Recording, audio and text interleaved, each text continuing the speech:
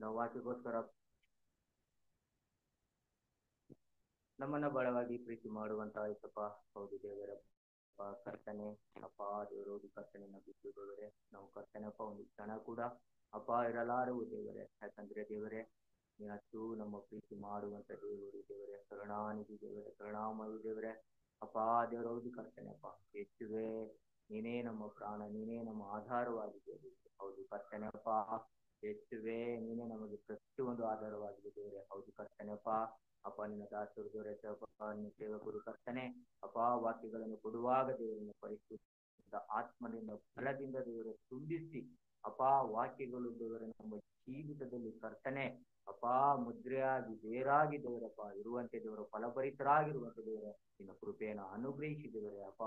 ಹೌದು ಕರ್ತನ ವಾಕ್ಯದ ರಹಸ್ಯಗಳು ನಾವು ಇನ್ನೂ ಹೆಚ್ಚಾಗಿ ಅರ್ಥ ಮಾಡಿಕೊಳ್ಳುವಂತ ಕೃಪೆಯನ್ನು ದೇವರ ದಾಸನ ಮುಖಾಂತರ ತಿಳಿಯಪಡಿಸೆಂಬುದಾಗಿ ದೇವರೇ, ಕ್ರಿಸ್ತನಾದ ಯೇಸುವಿನ ನಾಮದಲ್ಲಿ ನಾನು ಪ್ರಾರ್ಥಿಸ್ತೇನೆ ತಂದೆಯೇ, ಆಮೆನ್. ನಾವು Thank you, ಮಧ್ಯದಲ್ಲಿ brother. ಸೇವಕರು ಮತ್ತು ಆಮೆನ್.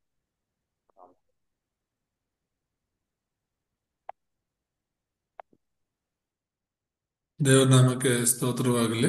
ಜಾಯ್ನ್ ಆಗಿರುವಂತಹ ಎಲ್ಲ ದೇವರ ಮಕ್ಕಳಿಗೆ ಕ್ರಿಸ್ತೇಶ್ವರಿ ನಾಮದಲ್ಲಿ ನಾನು ವಂದಿಸ್ತೇನೆ.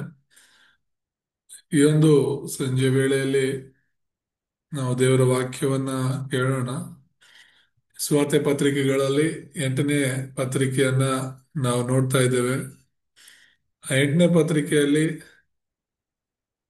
ನಾವು ಕಳೆದ ವಾರ 3 ಯುದ್ಧಗಳ ಬಗ್ಗೆ ಮಾತಾಡ್ತಿದ್ವಿ.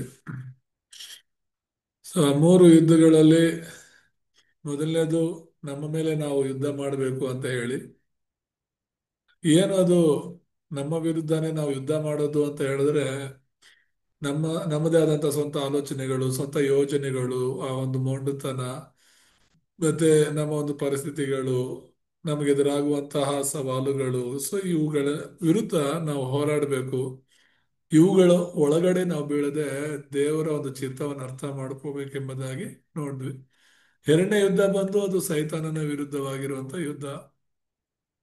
ಈ ಅಂತ್ಯ ದಿನಗಳಲ್ಲಿ ಸೈತಾನನು ಗರ್ಜಿಸೋ ಸಿಂಹದೋಪಾದಿಯಲ್ಲಿ ಯಾರನ್ನ ನುಂಗಬೇಕು ಅಂತ, ಅಂದ್ರೆ ಯಾರನ್ನ ದೇವರಿಂದ ದೂರ ಮಾಡಬೇಕು ಅಂತ ಪ್ರಯತ್ನ ಮಾಡ್ತಾನೆ ಇದ್ದಾನೆ. ಅದರಲ್ಲೂ ನಿನ್ನ ಬಳಿಗೂ ಕೂಡ ಸೈತಾನ ಬರಬಹುದು.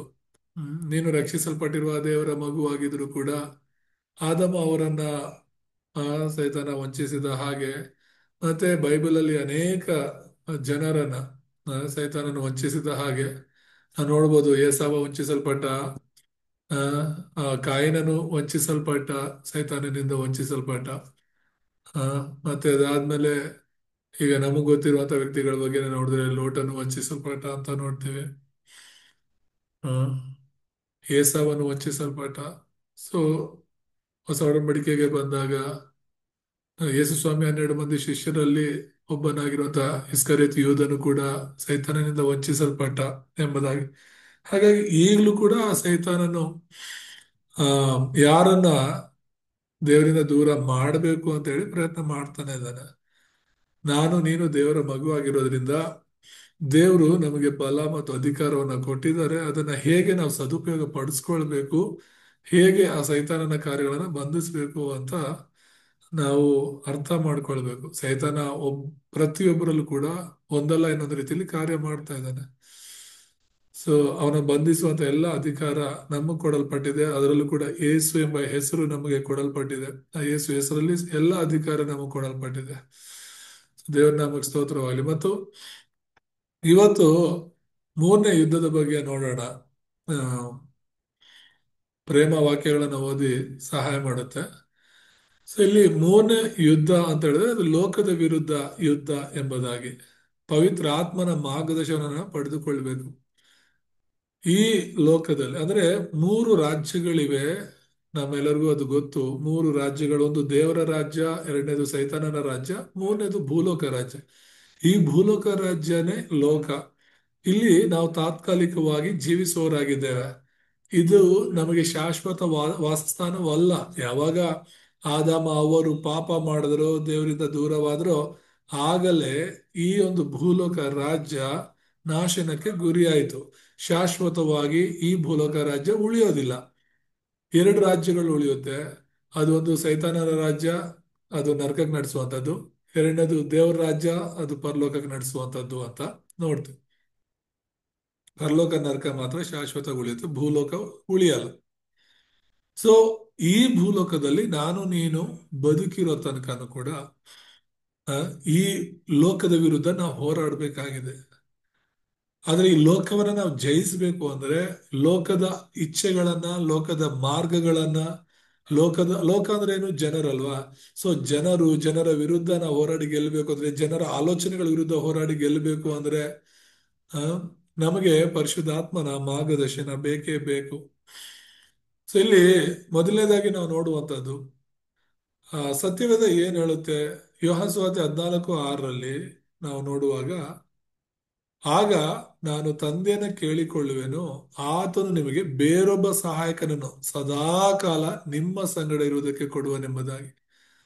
ಈ ಭೂಲೋಕದಲ್ಲಿ ಏನು ಮಾಡಬೇಕು, ಏನು ಮಾಡಬಾರ್ದು, ಯಾವ ಮಾರ್ಗದಲ್ಲಿ ಹೋಗ್ಬೇಕು, ಯಾವ ಮಾರ್ಗದಲ್ಲಿ ಹೋಗಬಾರ್ದು, ದೇವರಿಗೋಸ್ಕರ ಏನು ಮಾಡಬೇಕು, ಏನು ಮಾಡಬಾರ್ದು ಅನ್ನೋದು ನಿನಗಿಂತ ನನಗಿಂತ ದೇವರ ಆತ್ಮನಿಗೆ, ಪರಿಶುದ್ಧ ಆತ್ಮನಿಗೆ ಚೆನ್ನಾಗಿ ತಿಳಿದಿರೋದ್ರಿಂದ ನಾವು ಅನಾಥರಾಗಿರೋದು ಬೇಡ, ನಾವು ಒಬ್ಬಂಟಿಗರಾಗಿರೋದು ಬೇಡ, ನಾವು ಒಬ್ಬರೇ ಇದ್ದು ಲೋಕವನ್ನ ಜಯಿಸೋದು ಕಷ್ಟ ಅಂತ ನಮ್ಮ ಬಲಹೀನತೆಯನ್ನ ತಿಳಿದಿರುವ ದೇವರು ಬಲವಾದ ಪರಿಶುದ್ಧಾತ್ಮನನ್ನ ನಮ್ಮ ಜೊತೆ ಇರಲು ಕಳಿಸಿಕೊಟ್ಟಿದ್ದಾರೆ. ದೇವರ ನಾಮಕ್ಕೆ ಸ್ತೋತ್ರವಾಗಲಿ. ಆ, ನಾವು ಮಗು, ದೇವರ ದೃಷ್ಟಿಯಲ್ಲಿ ಯೇಸುವನ್ನ ನಂಬಿರುವಂತ ನಾವು ದೇವರ ಮಕ್ಕಳಾಗಿದ್ದೇವೆ. ಸೊ ಆ ಮಕ್ಕಳನ್ನ ಹೇಗೆ ಒಬ್ಬ ವ್ಯಕ್ತಿ, ಆ ಒಬ್ಬ ಬಲವಾದ ವ್ಯಕ್ತಿ, ತಿಳುವಳಿಕೆ ಇರುವಂತ ವ್ಯಕ್ತಿ, ಆ ಮಕ್ಕಳು ಎಲ್ಲಿ ಹೋಗ್ಬೇಕು, ಏನ್ ಮಾಡ್ಬೇಕು ಗೊತ್ತಿಲ್ದಿರುವಾಗ ಅವ್ರ ಜೊತೆ ಇದ್ದವ್ರನ್ನ ನಡೆಸ್ತಾರೋ, ಹಾಗೆ ಈ ಭೂಲೋಕದಲ್ಲಿ ನಮ್ಮನ್ನ ನಡೆಸಲಿಕ್ಕೆ ದೇವರು ಪರಿಶುದ್ಧಾತ್ಮನನ್ನು ಕೊಟ್ಟಿದ್ದಾರೆ. ಆ ಪರಿಶುದ್ಧಾತ್ಮನ ಬಲವನ್ನ ನಾವು ಹೊಂದಿದವರಾಗಿ ಈ ಲೋಕದಲ್ಲಿ ಜೀವಿಸುವಾಗ ಲೋಕವನ್ನ ಜಯಿಸೋದಕ್ಕೆ ಸಾಧ್ಯವಾಗುತ್ತೆ. ಲೋಕವನ್ನ ಜಯಿಸ್ಬೇಕು ಅಂದ್ರೆ ಈ ಲೋಕವನ್ನ ನಾವು ಬಿಟ್ಟು ಹೋಗೋದಕ್ಕೆ ಆಗೋದಿಲ್ಲ. ನಾವು ಈ ಲೋಕವನ್ನ ಬಿಟ್ಟು ಹೋದ್ರೆ ನಾವು ಜಯಿಸ್ದಂಗಲ್ಲ, ಲೋಕದಲ್ಲಿ ಇದ್ದುಕೊಂಡು ಲೋಕವನ್ನ ಜಯಿಸ್ಬೇಕು. ಒಂದು ವೇಳೆ ನಾವು ಪಾಪದಿಂದ, ಪಾಪಿಗಳಿಂದ ದೂರ ಓಡಿ ಹೋಗ್ಬೇಕು ಅಂತ ಹೇಳಿದ್ರೆ ಈ ಲೋಕವನ್ನೇ ನಾವು ಬಿಟ್ಟು ಹೋಗ್ಬೇಕಾಗತ್ತೆ. ಈ ಲೋಕದಲ್ಲಿ ಎಲ್ಲ ಕಡೆ ಆ, ಪಾಪ ತುಂಬಿದೆ, ಎಲ್ಲ ಕಡೆ ಆ, ಸಮಸ್ಯೆಗಳಿವೆ, ಎಲ್ಲ ಕಡೆ ವಿರೋಧಗಳಿದೆ. ಒಂದು ಕಡೆಯಿಂದ ಇನ್ನೊಂದು ಕಡೆ, ಈಗ ನಾವು ಒಂದು ಕಡೆ ವಾಸ ಮಾಡ್ತಿರ್ತೀವಿ ಅಥವಾ ಸೇವೆ ಮಾಡ್ತಾ ಇರ್ತೀವಿ, ಅಲ್ಲಿ ಸಮಸ್ಯೆಗಳಿರುತ್ತೆ. ಓ ಇಲ್ಲಿ ತುಂಬಾ ಸಮಸ್ಯೆ ಕಠಿಣ ಅಂತ ನಾವು ಬೇರೆ ಕಡೆ ಹೋದ್ರೆ, ಬೇರೆ ಕಡೆ ಏನು ಅಷ್ಟು ಸುಲಭ ಇರಲ್ವಲ್ಲ, ಎಲ್ಲೋದ್ರೂ ಸಮಸ್ಯೆಗಳಿದ್ದೇ ಇರುತ್ತೆ. ನಾವು ಬದಲಾಗ್ಬೇಕಾಗಿರೋದು ಪರಿಸ್ಥಿತಿಗಳಲ್ಲ, ಸ್ಥಳಗಳಲ್ಲ, ಆ, ಸಭೆಗಳೆಲ್ಲ ಬದಲಾಗ್ಬೇಕಾಗಿರೋದು ನಾವು ಬದಲಾಗ್ಬೇಕು ಫಸ್ಟ್. ದೇವ್ರ ನಾಮಕ್ಕೆ ಸ್ತೋತ್ರವಾಗಲಿ. ನಾವು ಬದಲಾಗ್ಬೇಕು ಅಂದ್ರೆ ದೇವರ ಆತ್ಮನು ನಮಗೆ ತುಂಬಾ ಮುಖ್ಯವಾಗ್ತಾರೆ. ಎರಡನೇದಾಗಿ ನಾವು ನೋಡುವಾಗ ಸತ್ಯವೇದ ಏನ್ ಹೇಳುತ್ತೆ ಅಂದ್ರೆ, ಆದರೆ ಯೋಹಾನ 14:26 ಹೇಳುವಂತ ಮಾತು, ಆದರೆ ಆ ಸಹಾಯಕನು ಅಂದ್ರೆ ಪವಿತ್ರಾತ್ಮನೇ ನಿಮಗೆ ಎಲ್ಲವನ್ನು ಉಪದೇಶಿಸಿ ನಾನು ನಿಮಗೆ ಹೇಳಿದ್ದನ್ನೆಲ್ಲ ನಿಮ್ಮ ನೆನಪಿಗೆ ತರುವನು ಅಂತ. ಪರಿಶುದ್ಧಾತ್ಮ ಏನ್ ಮಾಡ್ತಾರೆ? ಮೊದಲನೇದಾಗಿ ಯೋಹಾನ 14:16 ನಾವು ನೋಡಿದ್ವಿ, ಆತನು ಸಹಾಯ ಮಾಡ್ತಾನೆ ಮತ್ತು ಸದಾಕಾಲ ನಮ್ಮ ಸಂಗಡ ಇರ್ತಾನೆ. ನಮ್ಮ ಜೊತೆ ಇದ್ದುಕೊಂಡು ಆತ ನಮಗೆ ಎಲ್ಲಾ ವಿಷಯಗಳಲ್ಲಿ ಸಹಾಯಕನಾಗಿರ್ತಾನೆ ಅಂತ. ಪರಿಶುದ್ಧಾತ್ಮನು ಸಹಾಯಕನಾಗಿರ್ತಾನೆ. ಎರಡನೇದಾಗಿ ನಾವು ನೋಡ್ತಾ ಇರೋದು, ಆತನು ನಮಗೆ ಎಲ್ಲವನ್ನ ಉಪದೇಶಿಸ್ತಾನೆ ಎಂಬುದಾಗಿ. ಎಲ್ಲವನ್ನ ಉಪದೇಶಿಸಿ, ಆತನು ಉಪದೇಶಿಸಿರೋದನ್ನ ಅಥವಾ ಯೇಸು ಕ್ರಿಸ್ತನು ನಮಗೆ ಹೇಳಿರುವಂತಹ ವಿಷಯಗಳನ್ನ ನಮ್ಮ ನೆನಪಿಗೆ ತರ್ತಾನೆ ಎಂಬುದಾಗಿ ನಾವು ನೋಡ್ತೇವೆ. ದೇವರ ನಾಮಕ್ಕೆ ಸ್ತೋತ್ರವಾಗಲಿ. ಈ ಲೋಕದ ವಿಷಯಗಳು ನಮ್ಮ ವಿರುದ್ಧವಾಗಿ ಬಂದಾಗ, ನಮ್ಮ ಆ ಮನಸ್ಸಿಗೆ ಬರುವಾಗ ಪರಿಶುದ್ಧಾತ್ಮನು ದೇವರ ವಾಕ್ಯವನ್ನು ನಮಗೆ ನೆನಪಿಗೆ ತರ್ತಾನೆ, ನಾವೇನ್ ಮಾಡ್ಬೇಕು, ಏನು ಮಾಡಬಾರ್ದು ಎಂಬುದಾಗಿ. ದೇವರ ನಾಮಕ್ಕೆ ಮಹಿಮೆ ಉಂಟಾಗಲಿ. ಅದರ ಮೂಲಕ ನಾವು ಲೋಕದ ಆಲೋಚನೆಗಳನ್ನ, ಲೋಕದ ಮಾರ್ಗಗಳನ್ನ ನಾವು ತಪ್ಪಿಸಿಕೊಳ್ಬಹುದು. ಮೂರನೇದಾಗಿ ನಾವು ನೋಡುವಾಗ 1 ಯೋಹಾನ 20-27 ತನಕ ನಾವು ನೋಡಿದ್ರೆ ಅದನ್ನ ಓದೋಣ. 1 ಯೋಹಾನ 2ನೇ ಅಧ್ಯಾಯ 20-27.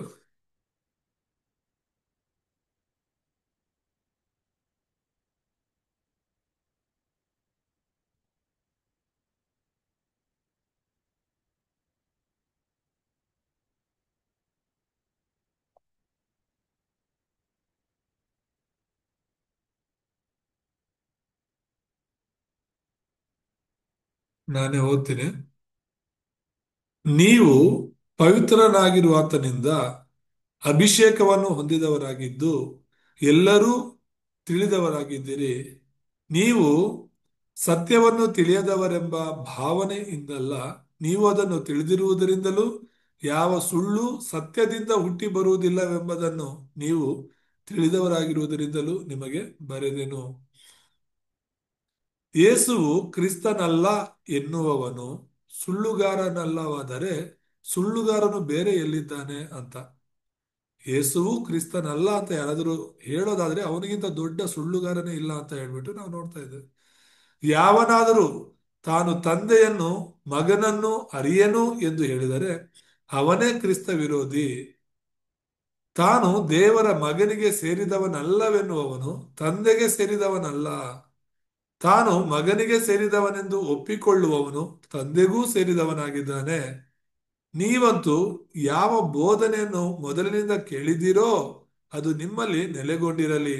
ಮೊದಲಿನಿಂದ ನೀವು ಕೇಳಿದ ಬೋಧನೆಯು ನಿಮ್ಮಲ್ಲಿ ನೆಲೆಗೊಂಡಿದ್ದರೆ ನೀವು ಸಹ ಮಗನಲ್ಲಿಯೂ ತಂದೆಯಲ್ಲಿಯೂ ನೆಲೆಗೊಂಡಿರುತ್ತೀರಿ. ಕ್ರಿಸ್ತನು ತಾನು ಕೊಡುತ್ತೇನೆಂದು ನಮಗೆ ವಾಗ್ದಾನ ಮಾಡಿದ್ದು ನಿತ್ಯ ಜೀವವು. ನಿಮ್ಮನ್ನು ಸನ್ಮಾರ್ಗದಿಂದ ತಪ್ಪಿಸಬೇಕೆಂದಿರುವವರ ವಿಷಯವಾಗಿ ಈ ಸಂಗತಿಗಳನ್ನು ನಿಮಗೆ ಬರೆದಿದ್ದೇನೆ. ಆದರೆ ಆತನಿಂದ ನೀವು ಹೊಂದಿದ ಅಭಿಷೇಕವು ನಿಮ್ಮಲ್ಲಿ ನೆಲೆಗೊಂಡಿರುವುದರಿಂದ ಯಾವನಾದರೂ ನಿಮಗೆ ಉಪದೇಶ ಮಾಡುವುದು ಅವಶ್ಯವಿಲ್ಲ. ಆತನು ಮಾಡಿದ ಅಭಿಷೇಕವು ಎಲ್ಲಾ ವಿಷಯಗಳಲ್ಲಿ ನಿಮಗೆ ಉಪದೇಶ ಮಾಡುವಂತದ್ದಾಗಿದ್ದು ಸತ್ಯವಾಗಿದೆ, ಸುಳ್ಳಲ್ಲ. ಅದು ನಿಮಗೆ ಉಪದೇಶ ಮಾಡಿದ ಪ್ರಕಾರ ಆತನಲ್ಲಿ ನೆಲೆಗೊಂಡಿರ್ರಿ ಎಂಬುದಾಗಿ.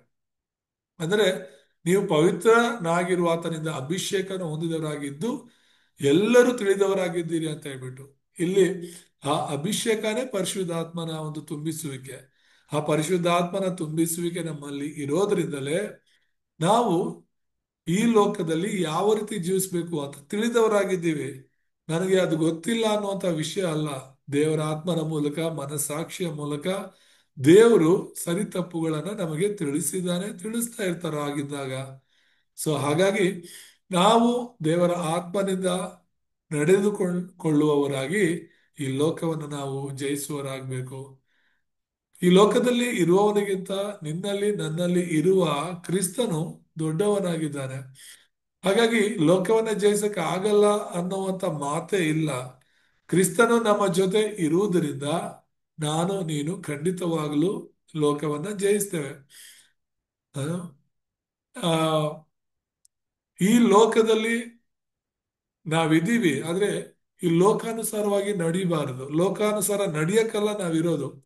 ಈ ಲೋಕದಲ್ಲೇ ನಾವಿದ್ರು ಈ ಲೋಕದ ಆಚರಣೆ, ಈ ಲೋಕದ ಸಂಸ್ಕೃತಿ, ಈ ಲೋಕದ ಒಂದು ನಂಬಿಕೆಗಳು, ಈ ಲೋಕದ ತತ್ವಗಳು, ಬೋಧನೆಗಳು ಎಲ್ಲವೂ ಕೂಡ ಸರಿ ಇಲ್ಲದೆ ಇದ್ರು ಕೂಡ ಸತ್ಯವನ್ನ ತಿಳಿದಿರುವಂತ ನೀನು ಈ ಲೋಕದಲ್ಲಿ ಇದ್ದುಕೊಂಡು ಲೋಕದ ಮಾರ್ಗಗಳಲ್ಲಿ ಹೋಗದೆ ಕ್ರಿಸ್ತನ ಮಾರ್ಗದಲ್ಲಿದ್ದು ಅನೇಕರನ್ನ ಮಾರ್ಗದಲ್ಲಿ ನಡೆಸಲಿಕ್ಕೆ ನಾನು ನೀನು ಈ ಲೋಕದಲ್ಲಿ ಇದ್ದೀವಿ. ನಾಲ್ಕನೇದಾಗಿ ನಾವು ನೋಡುವಾಗ ಲೋಕವನ್ನ ಹೇಗೆ ನಾವು ಜಯಿಸಬಹುದು. ಮತ್ತಾಯ 12:28 ನಾವು ನೋಡುವಾಗ ಸತ್ಯದಲ್ಲಿ ನಾವು ನೋಡ್ತೇವೆ, ನಾನು ದೇವರ ಆತ್ಮನ ಬಲದಿಂದಲೇ ದೆವ್ವಗಳನ್ನು ಬಿಡಿಸುವುದಾದರೆ ದೇವರ ರಾಜ್ಯವು ನಿಮ್ಮ ಹತ್ತರಕ್ಕೆ ಬಂತಲ್ಲ ಅಂತ ಯೇಸು ಸ್ವಾಮಿ ಹೇಳ್ತಾ ಇರೋದು. ನಾನು ಯಾರ ಬಲದಿಂದ ದೆವ್ವಗಳನ್ನು ಬಿಡಿಸ್ತಾ ಇರೋದು? ದೇವರ ಆತ್ಮನಿಂದಲೇ. ಯೇಸು ಕ್ರಿಸ್ತನು ದೀಕ್ಷಾಸ್ನಾನ ತೆಗೆದುಕೊಂಡಾಗ ಪರಿಶುದ್ಧಾತ್ಮನ ಪಾರಿವಾಳದ ರೂಪದಲ್ಲಿ ಆತನ ಮೇಲೆ ಬಂದು ಕೂತುಕೊಂಡನೆಂಬುದಾಗಿ ನಾವು ನೋಡ್ತೇವೆ. ಪರಿಶುದ್ಧಾತ್ಮ ಭರಿತನಾದನೆಂಬುದಾಗಿ ನಾವು ನೋಡ್ತೇವೆ. ಅರೆ, ಯೇಸು ಕ್ರಿಸ್ತನಿಗೂ ಪರಿಶುದ್ಧಾತ್ಮನ ಅಭಿಷೇಕ ಬೇಕಾ? ಯೇಸು ಕ್ರಿಸ್ತನು ಪರಿಶುದ್ಧಾತ್ಮನ ತುಂಬಿಸುವಿಕೆ ಬೇಕಾದ್ರೆ ಒಬ್ಬ ವ್ಯಕ್ತಿ ಯಾವ ರೀತಿ ಪರಿಶುದ್ಧಾತ್ಮನ ಬಲದ ಮೇಲೆ, ಪರಿಶುದ್ಧಾತ್ಮನ ಮೇಲೆ ಆಧಾರವಾಗಿ ಜೀವಿಸ್ಬೇಕು ಅಂತ ಯೇಸು ಕ್ರಿಸ್ತನು ತೋರಿಸ್ಕೊಟ್ಟಿರೋದು. ಯೇಸು ಪ್ರಾರ್ಥನೆ ಮಾಡೋ ಅವಶ್ಯಕತೆ ಇಲ್ಲ, ಯೇಸು ಕಣ್ಣೀರು ಬಿಡೋ ಅವಶ್ಯಕತೆ ಇಲ್ಲ, ಯೇಸು ಈ ಲೋಕದಲ್ಲಿ ಮನುಷ್ಯನಾಗಿ ಜೀವಿಸುವಂತ ಅವಶ್ಯಕತೆ ಇಲ್ಲ. ಆದ್ರೆ ಇವೆಲ್ಲವನ್ನ ಮಾಡಿದ್ದು ನಮಗೆ ರಕ್ಷಣೆಯನ್ನ ಮಾಡೋದಕ್ಕೆ, ರಕ್ಷಣೆಗೋಸ್ಕರ ಮಾರ್ಗವನ್ನ ತೆರೆಯೋದಕ್ಕೆ, ಮತ್ತೆ ಒಬ್ಬ ವ್ಯಕ್ತಿ ದೇವ್ರು ಮೆಚ್ಚುವಂತ ಜೀವಿತವನ್ನ ಹೇಗೆ ನಡೆಸಬಹುದು ಅಂತ ಯೇಸು ಕ್ರಿಸ್ತನೇ ಮಾದರಿಯಾಗಿ ತೋರಿಸಿರುವಂತದ್ದು. ಹಾಗಾಗಿ ನಾವು ಆ ಮನುಷ್ಯನ ಹಿಂಬಾಲಿಸೋದಕ್ಕಿಂತ ಕ್ರಿಸ್ತನನ್ನ ಹಿಂಬಾಲಿಸೋದು ತುಂಬಾ ಮುಖ್ಯ. ನೀನು ನಾನು ಕ್ರಿಸ್ತನ ಅನುಯಾಯಿಗಳಾಗಿದ್ದೇವೆ, ಕ್ರಿಸ್ತನನ್ನ ಹಿಂಬಾಲಿಸುವವರಾಗಿದ್ದೇವೆ. ನಾವು ಕ್ರಿಸ್ತನನ್ನೇ ಹಿಂಬಾಲಿಸ್ಬೇಕಾಗಿರೋದು, ಆತನ ಜೀವಿತವನ್ನ ಹಿಂಬಾಲಿಸ್ಬೇಕು, ಆತನ ಬೋಧನೆಗಳನ್ನ ಹಿಂಬಾಲಿಸ್ಬೇಕು. ಈ ಕಾಲದಲ್ಲಿ ನಾವು ಸೇವಕರು ಇನ್ನೊಬ್ರು ಮತ್ತೊಬ್ರು ಅಂತ ಬಿಟ್ಟು ಒಬ್ಬೊಬ್ಬನ ಒಂದೊಂದು ಫೇವ್ರೇಟ್ಗಳು ಮಾಡ್ಕೊಳ್ತೀವಿ. ಎಂಥ ಸೇವಕರಾದ್ರೂ ಬದಲಾಗುವಂತ ಸಮಯಗಳು ಬರ್ಬೋದು, ಎಂಥ ಒಂದು ಹೀರೋಗಳಾದ್ರೂ ಬದಲಾಗುವಂತ ಸಮಯಗಳು ಬರ್ಬೋದು, ತಪ್ಪು ಮಾಡುವಂತ ಸಮಯ ಸಂದರ್ಭಗಳು ಬರ್ಬೋದು. ಆದ್ರೆ ಕ್ರಿಸ್ತನಲ್ಲಿ ಅದು ಅಸಾಧ್ಯ. ಕ್ರಿಸ್ತನು ಎಂದಿಗೂ ಬದಲಾಗದೇ ಇರುವಾತನು. ಕ್ರಿಸ್ತನ ಬೋಧನೆಗಳು, ಕ್ರಿಸ್ತನ ಜೀವಿತ ಎಂದು ಬದಲಾಗದೇ ಇರುವಂತದ್ದು. ಆತನು ನಮಗೋಸ್ಕರ ಒಂದು ಮಾದರಿಯ ಜೀವಿತವನ್ನ ಜೀವಿಸಿ ನಮ್ಮೆಲ್ಲರಿಗೂ ಕೂಡ ಒಂದು ಮಾದರಿಯಾಗಿ ಅದನ್ನು ತೋರಿಸ್ಕೊಟ್ಟಿದ್ದಾರೆ. ಹಾಗಾಗಿ ನಾನು ನೀನು ಹಿಂಬಾಲಿಸ್ಬೇಕಾಗಿರೋದು ಕ್ರಿಸ್ತನನ್ನ, ಕ್ರಿಸ್ತನ ವಾಕ್ಯವನ್ನ. ದೇವರ ನಾಮಕ್ಕೆ ಸ್ತೋತ್ರವಾಗಲಿ. ಅದಕ್ಕೆ ಸ್ವಾಮಿಲಿ ಹೇಳ್ತಿರೋದು, ನಾನು ದೆವ್ವಗಳನ್ನ ಬಿಡಿಸ್ತಾ ಇರೋದು ನನ್ನ ಬಲದಿಂದ ಅಲ್ಲ, ದೇವರ ಆತ್ಮನ ಬಲದಿಂದ. ಈಗ ದೇವರ ಆತ್ಮನ ಬಲದಿಂದಲೇ ನಾನು ದೆವ್ವಗಳನ್ನ ಬಿಡಿಸ್ತಾ ಇದ್ದೀನಿ ಅನ್ನುವಾಗ ದೇವರ ರಾಜ್ಯನೇ ನಮ್ಮ ಮಧ್ಯದಲ್ಲಿದೆ, ನಮ್ಮ ಹತ್ರದಲ್ಲಿದೆ ಅಂತ ಹೇಳಿ. ಸೊ ಈ ಭೂಲೋಕದಲ್ಲಿ ಸೈತಾನನು ತನ್ನ ದುರಾತ್ಮಗಳಿಂದ, ದೆವ್ವಗಳಿಂದ ಜನರನ್ನ ಬಂಧಿಸ್ತಾ ಇದ್ದಾನೆ. ಆ, ನಿನ್ನೆ ಕೂಡ ನಾವು ಮೈಸೂರಲ್ಲಿ ಒಂದು ಪ್ರೇಯರ್ ಇಟ್ಕೊಂಡಿದ್ವಿ.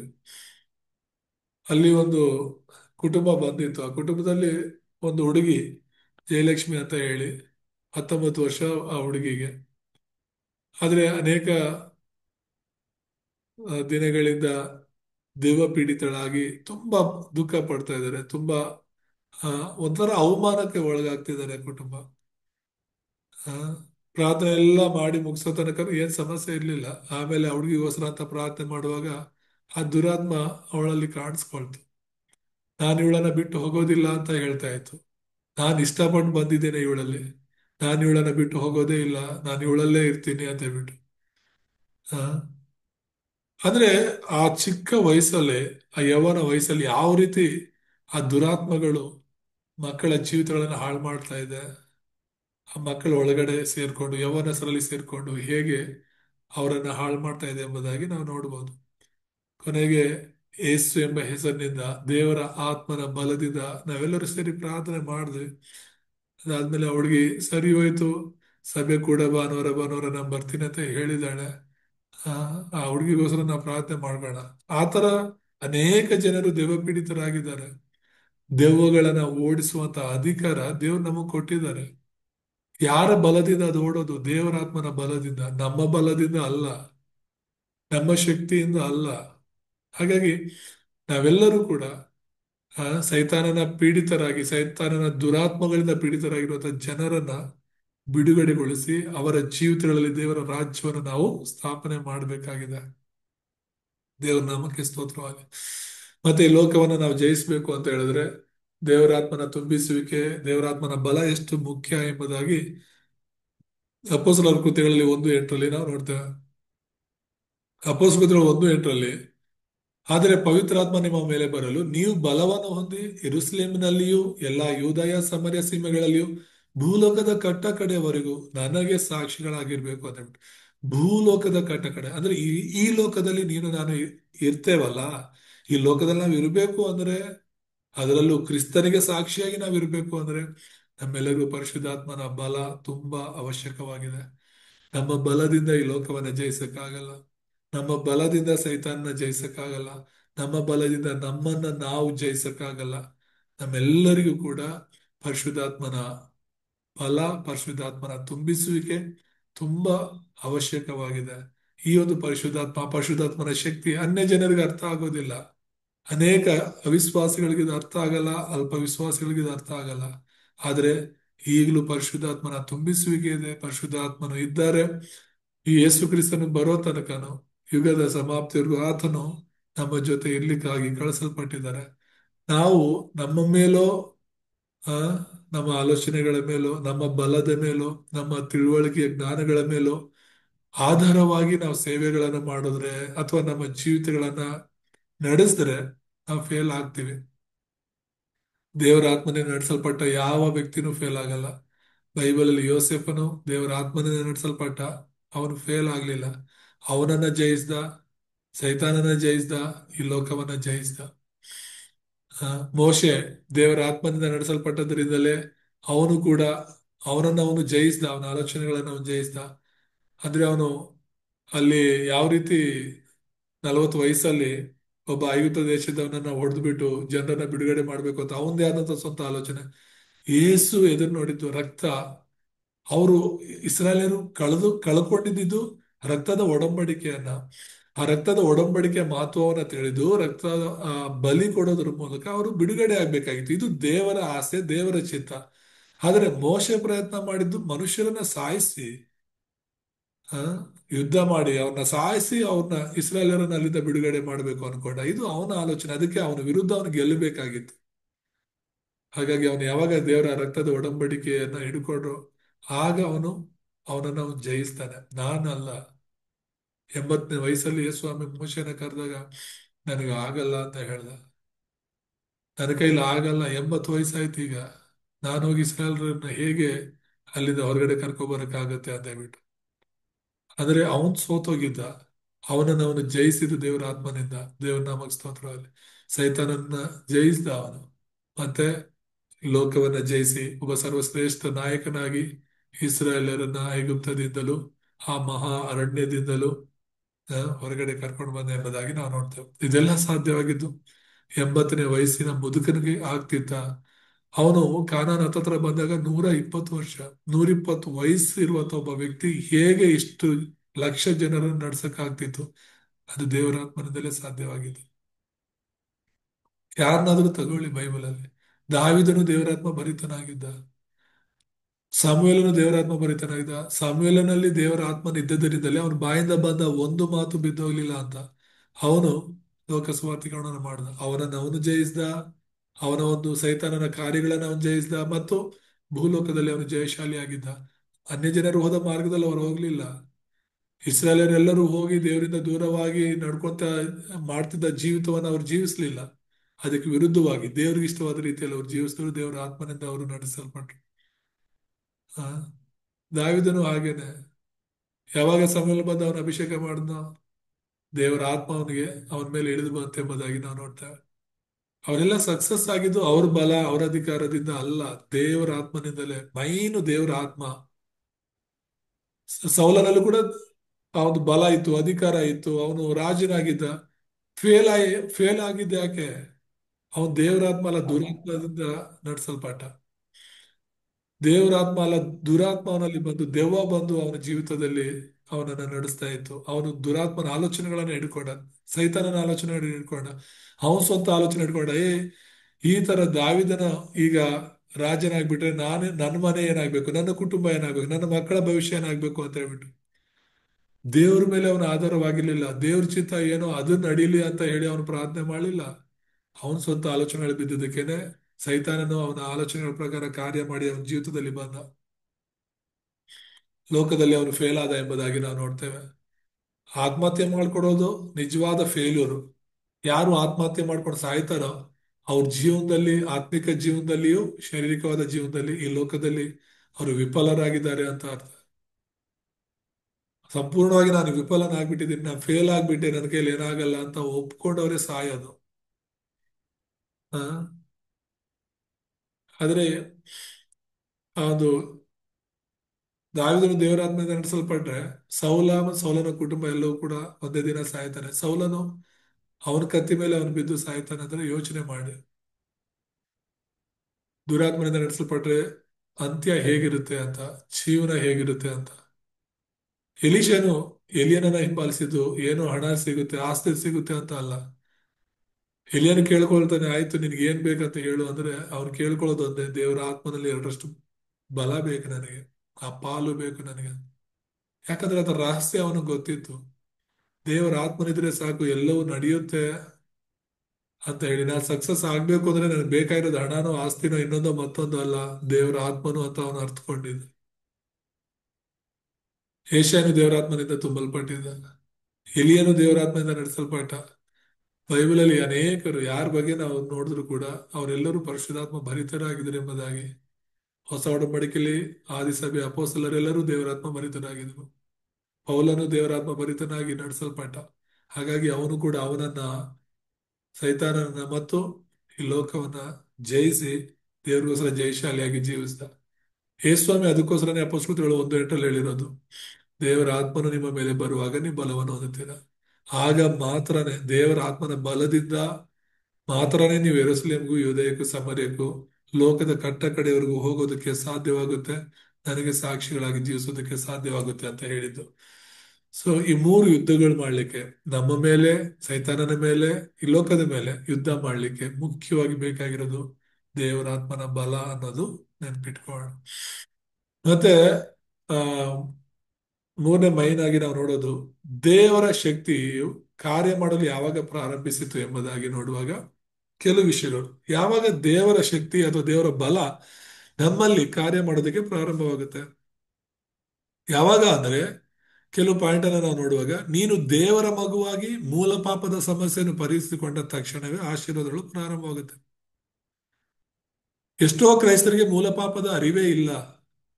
ನೀವೇ ಬೇರೆ ಸಭೆಗೆ ಹೋಗ್ತಿರೋರ್ಗೋ ಅಥವಾ ನಮ್ಮ ಸಭೆಗೆ ಬರೋರ್ಗೂ ಕೂಡ ಕೇಳಿ ನೋಡಿ, ಮೂಲ ಪಾಪ ಅಂದ್ರೆ ಏನ್ ಗೊತ್ತಾ, ಮೂಲ ಪಾಪದಿಂದ ಬಂದ ಸಮಸ್ಯೆಗಳು ಏನ್ ಗೊತ್ತಾ ಅಂತ. ಯೇಸುನ ಯಾಕೆ ನಂಬ್ತಿದ್ದೀರ ಅಂತ ಕೇಳಿ, ಗೊತ್ತಿಲ್ಲ, ಮೂಲ ಪಾಪದ ಅರಿವು ಇಲ್ಲ. ಯೇಸುನ ಒಬ್ಬೊಬ್ರು ಒಂದೊಂದು ಕಾರಣಕ್ಕೆ ನಂಬ್ತಿರ್ತಾರೆ. ಆದ್ರೆ ಈ ಕಾರಣ ಗೊತ್ತಿರಬೇಕು, ಮನುಷ್ಯರೆಲ್ಲರೂ ದೇವರಿಂದ ದೂರವಾಗಿದ್ದು ಸಮಸ್ಯೆಗಳು ಒಳಗಾಗಿದ್ದೇ ಮೂಲ ಪಾಪದಿಂದ. ಅದು ತಿನ್ಬೇಡ ಅಂತ ಹೇಳಿರುವಂತ ಹಣ್ಣನ್ನ ತಿಂದು ದೇವರ ವಾಕ್ಯಕ್ಕೆ ಅವಿಧೇಯರಾದ್ರಿಂದ. ಯಾವಾಗ ಈ ಸತ್ಯವನ್ನ ಒಬ್ಬ ದೇವರ ಮಗುವಾಗಿ ನಾವು ತಿಳ್ಕೊಳ್ತೀವೋ ಆಗ ನಿಜವಾದ ಆಶೀರ್ವಾದ ಪ್ರಾರಂಭವಾಗುತ್ತೆ ಅಂತ. ದೇವರ ಕಾರ್ಯ, ದೇವರ ಬಲ ನಮ್ಮಲ್ಲಿ ಕಾರ್ಯ ಮಾಡೋದಕ್ಕೆ ಪ್ರಾರಂಭವಾಗುತ್ತೆ. ಎರಡನೇದಾಗಿ ನೋಡುವಾಗ, ನಿನ್ನ ವಾಸ್ತವ ಪಾಪಗಳು ಪರಿಸಲ್ಪಟ್ಟ ತಕ್ಷಣ ದೇವರ ಶಕ್ತಿ ಕಾಣಿಸಿಕೊಳ್ಳುತ್ತದೆ. ವಾಸ್ತವ ಪಾಪಗಳು ಪರಿಹಾರ ಮಾಡ್ಕೊಳ್ಬೇಕು. ಯೋಹಾನ 1:9 ಹೇಳುವ ಹಾಗೆ, ಆ 1 ಯೋಹಾನದಲ್ಲಿ, ಸೊ ನಾವೆಲ್ಲರೂ ಕೂಡ ಪಾಪಿಗಳಾಗಿದ್ದೇವೆ, ತಪ್ಪುಗಳು ಮಾಡೋವರಾಗಿದ್ದೇವೆ. ನಮ್ಮ ತಪ್ಪನ್ನ, ನಮ್ಮ ಪಾಪಗಳನ್ನ ದೇವರಲ್ಲಿ ಅರಿಕೆ ಮಾಡುವಾಗ, ಕ್ರಿಸ್ತ ಯೇಸುವಿನಲ್ಲಿ ಅರಿಕೆ ಮಾಡುವಾಗ, ಆತ ನಂಬಿಗಸ್ತನಾಗಿರೋದ್ರಿಂದ ಆತನ ರಕ್ತ ನಮ್ಮ ಸಕಲ ಪಾಪಗಳನ್ನು ತೊಳೆದು ಶುದ್ಧೀಕರಿಸುತ್ತೆ. ದೇವರ ನಾಮಕ್ಕೆ ಸ್ತೋತ್ರವಾಗಲಿ. ತಪ್ಪು ಮಾಡಿದಾಗ ಕ್ಷಮಾಪಣೆ ಹೊಂದ್ಕೊಳ್ಳೋದಕ್ಕೆ ತಡ ಮಾಡಬಾರ್ದು. ನಮ್ಮಲ್ಲಿ ಏನೇ ತಪ್ಪು ಪಾಪಗಳಿದ್ರು ಕೂಡ ದೇವರ ಮುಂದೆ ನಾವು ಬರಬೇಕು, ದೇವರಿಗೆ ನಾವು ಒಪ್ಪಿಸ್ಬೇಕು, ಅದನ್ನೆಲ್ಲ ನಾವು ಬಿಟ್ಟು ಬಿಡ್ಬೇಕು. ಆಗ ದೇವರ ಶಕ್ತಿ ನಮ್ಮಲ್ಲಿ ಕಾರ್ಯ ಮಾಡುತ್ತೆ. ಮೂರನೇದಾಗಿ, ಶ್ರಮೆ, ಹಿಂಸೆ, ಅನಾರೋಗ್ಯ ಮತ್ತು ಹತಾಶೆಗಳ ಮಧ್ಯದಲ್ಲಿ ದೇವರ ಯೋಜನೆ ನಾವು ಅನ್ವೇಷಿಸ್ಕೊಳ್ಬೇಕು. ಶ್ರಮೆಗಳು ಬಂದಾಗ, ಹಿಂಸೆ ಅನಾರೋಗ್ಯಗಳು ಬಂದಾಗ, ಹತಾಶೆಗಳು ಬಂದಾಗ ನಾವು ಸೋತೋಗೋದು ಜಾಸ್ತಿ, ದೇವ್ರನ್ನ ಬಿಡೋದು ಜಾಸ್ತಿ. ಅದರಿಂದ ಇನ್ನೂ ನಾವು ನಾಶವಾಗ್ತೀವಿ, ಇನ್ನೂ ಹಾಳಾಗ್ತೇವೆ ವಿನಃ ಖಂಡಿತವಾಗ್ಲೂ ನಾವು ಬಲ ಹೊಂದ್ಕೊಂಡು ದೇವ್ರಿಗಾಗಿ ನಾವು ನಿಲ್ಲೋದಕ್ಕೆ ಆಗೋದಿಲ್ಲ. ನಮಗೆ ಎದುರಾಗುವಂತ ಎಲ್ಲಾ ಸಮಸ್ಯೆಗಳಲ್ಲೂ ಕೂಡ ದೇವರ ಒಂದು ಯೋಜನೆ ಏನು, ನಾನ್ ದೇವ್ರ ಮಗು ತಾನೆ, ಆದ್ರೂ ಯಾಕೆ ಇವೆಲ್ಲ ಬರ್ತಾ ಇದೆ, ದೇವರ ಚಿತ್ತ ಏನಿರ್ಬೋದು ಅನ್ನೋದು ಯೋಚನೆ ಮಾಡ್ಬೇಕಾಗಿರೋದು. ನಿನ್ನ ಆಸೆ, ನಿನ್ನ ವಿಷಯಗಳಿಗೆ ವಿರುದ್ಧವಾಗಿ ನಡೀತಾ ಇರ್ಬೋದು ಎಲ್ಲ, ಆದ್ರೆ ದೇವ್ರ ಚಿತ್ತ ಏನಿದ್ರೆ ಮಧ್ಯದಲ್ಲಿ, ದೇವ್ರು ನನಗೆ ಏನ್ ಕಲಿಸ್ಕೊಡ್ಬೇಕ ಅಂತಿದ್ದಾರೆ ಅನ್ನೋದನ್ನ ಗ್ರಹಿಸ್ಬೇಕು. ಮತ್ತೆ ನಾಲ್ಕನೇದಾಗಿ, ನಿನ್ನ ಜೀವಿತದಲ್ಲಿ ದೇವರ ಉದ್ದೇಶವನ್ನು ಅನ್ವೇಷಿಸ್ಕೊಳ್ಬೇಕು. ಯಾವಾಗ ನನ್ನ ಜೀವಿತದಲ್ಲಿ ದೇವರ ಉದ್ದೇಶ ಏನು, ನಾನು ಯಾಕಿದ್ದೀನಿ, ಯಾಕೆ ಇರ್ಬೇಕು ಈ ಲೋಕದಲ್ಲಿ ಅನ್ನೋದನ್ನ, ದೇವ್ರು ನನ್ನನ್ನು ಯಾಕೆ ಈ ಲೋಕದಲ್ಲಿ ಇಟ್ಟಿದ್ದಾರೆ ಅನ್ನೋದನ್ನ ನೀನು ಕಂಡುಕೊಳ್ಳುವಾಗ ದೇವರ ಶಕ್ತಿ ನಮ್ಮಲ್ಲಿ ಕಾರ್ಯ ಮಾಡೋದಕ್ಕೆ ಪ್ರಾರಂಭಿಸುತ್ತೆ. ಐದನೇದಾಗಿ, ನೀನಿರುವ ಪ್ರದೇಶದಲ್ಲೇ ದೇವರ ಉನ್ನತವಾದ ಚಿತ್ತವನ್ನು ಹುಡುಕುವಾಗ ದೇವರ ಶಕ್ತಿ ನಮ್ಮಲ್ಲಿ ಕಾರ್ಯ ಮಾಡುತ್ತೆ. ನಾನು ಈ ಜಾಗದಲ್ಲಿ ಹಾಕಿದ್ದೀನಿ, ಈ ಸಭೆಯಲ್ಲಿ ಹಾಕಿದ್ದೀನಿ, ಈ ಗ್ರಾಮದಲ್ಲಿ ಹಾಕಿದ್ದೀನಿ, ಈ ಪ್ರಾಂತದಲ್ಲಿ ದೇವ್ರು ನನ್ನ ಯಾಕೆ ಇಟ್ಟಿದ್ದಾರೆ, ಇಲ್ಲಿ ದೇವ್ರಿಗಾಗಿ ನಾನು ಏನ್ ಮಾಡಬೇಕು ಅನ್ನೋ ಆಸೆಯಲ್ಲಿ ನೀನು ದೇವರ ಚಿತ್ತ ಹುಡುಕುವಾಗ ಖಂಡಿತ ದೇವರ ಶಕ್ತಿ ನಿನ್ನ ಜೀವನದಲ್ಲಿ ಕಾರ್ಯ ಮಾಡುತ್ತೆ. ಆರನೇದಾಗಿ, ನೀನು ಈ ವಿಷಯಗಳಿಗಾಗಿ ಪ್ರಾರ್ಥಿಸುವಾಗ ದೇವರ ಶಕ್ತಿ ನಿನ್ನ ಮೇಲೆ ಬರುತ್ತದೆ ಅಂತ. ಈ ವಿಷಯಗಳನ್ನ ಹಿಡ್ಕೊಂಡು ನೀನು ಪ್ರಾರ್ಥಿಸ್ತಾರೆ, ದೇವರು ಖಂಡಿತ ಪರಿಶುದ್ಧ ಆತ್ಮನ ಬಲದಿಂದ ನಿನ್ನ ತುಂಬಿಸ್ತಾರೆ.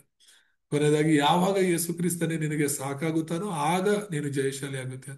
ಒಂದು ತೀರ್ಮಾನ, ಯೇಸು ಕ್ರಿಸ್ತನೇ ನನಗೆ ಸಾಕು, ಕ್ರಿಸ್ತನಿಗಾಗಿನೇ ನಾನು ಇನ್ನ ಜೀವಿಸ್ತೇನೆ ಅಂತ ತೀರ್ಮಾನ ಮಾಡ್ಕೊಳ್ತೀಯೋ ಖಂಡಿತ ನೀನು ಈ ಲೋಕದಲ್ಲಿ ಜಯಶಾಲಿ ಆಗ್ತೀಯ. ಬೈಬಲ್ ಅಲ್ಲಿ ಇರುವಂತವರು ಮತ್ತು ಸಭೆಯ ಚರಿತ್ರೆಯಲ್ಲಿ ನಾವು ನೋಡುವ ವ್ಯಕ್ತಿಗಳು ಯಾವಾಗ ಅವರ ಜೀವಿತಗಳನ್ನ ಕ್ರಿಸ್ತನಲ್ಲಿ ಮುಕ್ತಾಯಕ್ಕೆ ಬಂದರೋ, ಕ್ರಿಸ್ತನೇ ಸಾಕು ನನಗೆ ಅನ್ನೋ ತೀರ್ಮಾನಕ್ಕೆ ಬಂದ್ರು, ಈ ಲೋಕದಲ್ಲಿ ಅವರು ಜಯಶಾಲಿಗಳಾಗಿ ನಿಂತರು. ಅವ್ರ ಪರಿಸ್ಥಿತಿಗಳು ಹೇಗೆ ಇದ್ರು, ಅವರ ಹಿನ್ನೆಲೆ ಹೇಗೆ ಇದ್ರು, ಅವ್ರು ಎಂಥವರೇ ಆಗಿದ್ರು, ಕ್ರಿಸ್ತನಲ್ಲಿ ಮುಕ್ತಾಯಕ್ಕೆ ಬಂದವರು ಈ ಲೋಕದಲ್ಲಿ ಜಯಶಾಲಿಗಳಾಗಿ ನಿಂತರು ಅಂತ ನಾವು ನೋಡ್ತೇವೆ. ದೇವರ ನಾಮಕ್ಕೆ ಸ್ತೋತ್ರ. ಸೊ ಕೊನೆಯದಾಗಿ ಗುಣಪಡಿಸುವುದನ್ನು ನಾವು ನೋಡುವಾಗ ಈ ಮಾನಸಿಕ ರೋಗಗಳು, ಮಾನಸಿಕ ರೋಗ ಅಂದ್ರೇನೆ ಸೈತಾನನಿಂದ ಬಾಧಿಸಲ್ಪಡುವಂಥದ್ದು, ದೆವ್ವಗಳಿಂದ ಬಾಧಿಸಲ್ಪಡೋದು.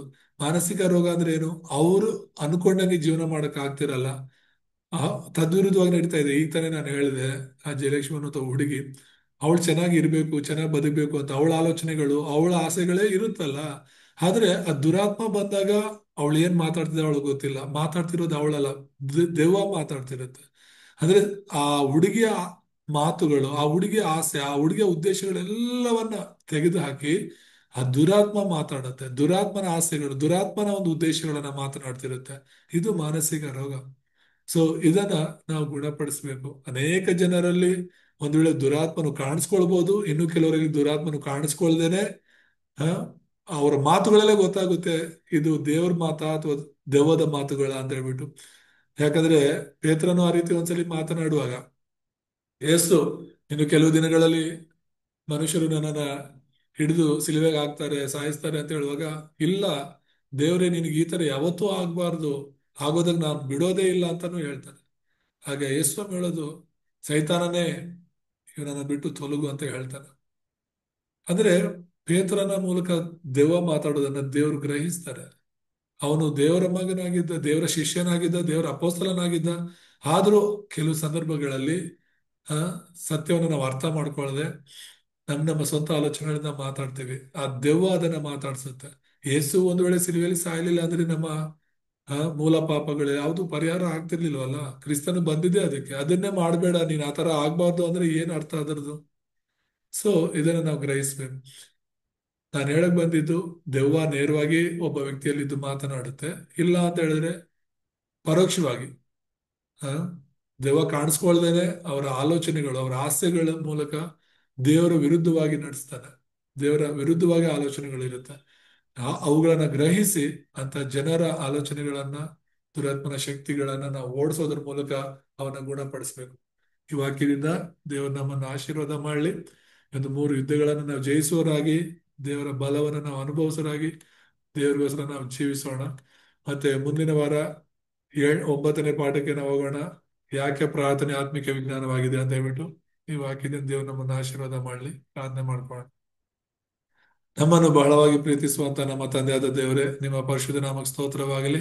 ಮುಂಜಾನೆ ಅಪ್ಪ ದೇವರೇ, ಈ ಒಂದು ಸಂಜೆ ವೇಳೆಯಲ್ಲಿ ನಿಮ್ಮ ಸನ್ನಿಧಿಯಲ್ಲಿ ಬಂದು, ಹೌದು ಕರ್ತನೇ, 3 ಯುದ್ಧಗಳ ಕುರಿತಾಗಿ ತಿಳ್ಕೊಳ್ಳೋದಕ್ಕೆ, ಅದನ್ನು ಹೇಗೆ ಜಯಿಸಬೇಕು ಅನ್ನೋ ವಿಷಯವನ್ನು ತಿಳಿಸಿದಕ್ಕೆ ಸ್ತೋತ್ರ ಮಾಡ್ತೇವೆ.